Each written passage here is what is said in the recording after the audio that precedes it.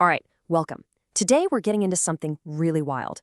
We're looking at a source that claims one of the biggest, most celebrated discoveries of the space age was a total fake.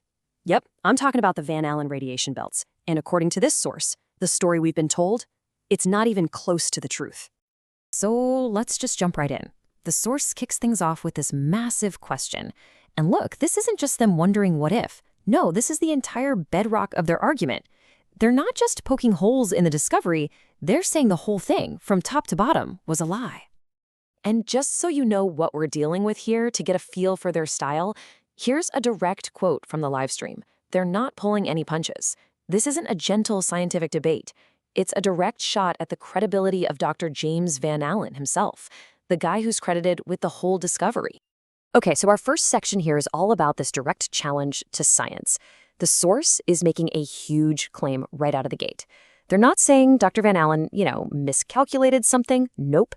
They're accusing him of straight-up fraud, faking the research that basically made him a legend in space exploration. All right, next up, before we even get into how they think this so-called fraud happened, we've got to understand the why. And this is where it gets interesting, because their entire argument hangs on a completely different definition of radiation. It basically takes everything you thought you knew about it and flips it upside down. They call it the equilibrium theory. The idea is that radiation isn't this evil, destructive thing. Instead, it's just matter getting rid of extra energy to find balance. The analogy they use is a glass of water overflowing. The water spilling out isn't malicious, right? It's just seeking a stable level. And you have to remember this idea, because it's absolutely key to their whole argument. So you can see right here the two competing ideas. On one hand, you have the mainstream view that we all learned. Ionizing radiation is dangerous, it damages cells. But on the other hand, you have the source's view. It's just a natural, harmless balancing act. This redefinition is literally the key that unlocks their entire theory. Okay, so now that we understand their take on radiation, the source pivots back to Dr. Van Allen. This is where they lay out their case for fraud. They argue that his famous 1958 discovery just couldn't have happened. It was technologically impossible. And they use a pretty specific timeline to try and prove it. Okay, so check out this timeline. This is really the heart of their argument right here. They present two key dates, two data points, that according to them show this absolutely insane, unbelievable leap in rocket tech. A leap they say just isn't possible. So first, we've got 1954. The source brings up a U.S. Navy report, and they say this thing was massive, like 164 pages long, super detailed. And the conclusion? After all these high-altitude tests, the absolute best the military could do with their most powerful rockets was 73 miles up. That's it, 73 miles.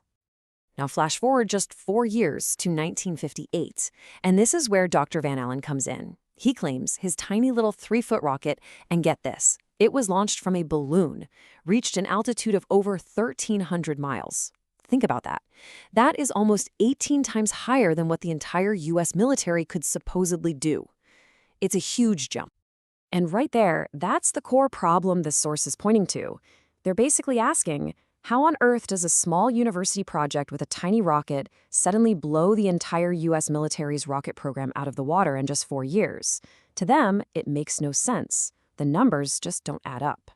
So, next up, the source brings in Dr. Van Allen's own words against him. They take things he said after his discovery and use them to argue that, hey, if these belts are real, then the Apollo missions and really any manned space flight through them should have been a death sentence. They point to this 1961 quote, supposedly from Van Allen in Space World magazine. He says, "A living organism cannot survive this level of radiation damage. Hence, all manned spaceflights attempts must steer clear." I mean, that sounds pretty definitive, right? He's basically describing it as a deadly wall in space, a total no-fly zone for humans. And then the source puts that dire warning right next to official NASA statements that came out years later. And, well, they claim it creates a massive contradiction. They pull out this NASA statement from 2001, and they present it like it's the smoking gun. It says, "No astronaut has ever been diagnosed with space radiation sickness." So the source asks the obvious question. If these belts are as lethal as Van Allen himself said they were, how did we send astronauts to the moon and back, and on countless other missions, without a single one ever getting radiation sickness? How is that possible? Okay, this all leads us to the source's final and, honestly, most explosive claim. Their own theory about what the Van Allen belts actually are. And if you thought the other stuff was wild, just brace yourself.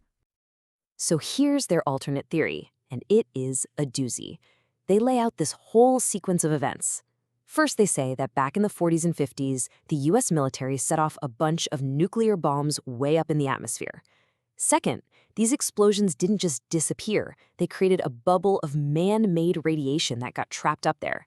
And third, that artificial radiation, that's what we now call the Van Allen belts. They're saying they're not natural at all. And this is the final piece of the puzzle, the part that ties it all together, according to them. They claim that Dr. Van Allen, who, remember, was a former Navy commander, wasn't just some scientist who stumbled on this. No, they allege he was involved in those nuclear tests, and his job, his mission, was to then discover this man-made radiation and sell it to the world as a natural feature of our planet. So, that's where the source leaves us, with this really provocative question. They've laid out what they see as technological impossibilities, major contradictions from the key players, and this, frankly, shocking alternative theory.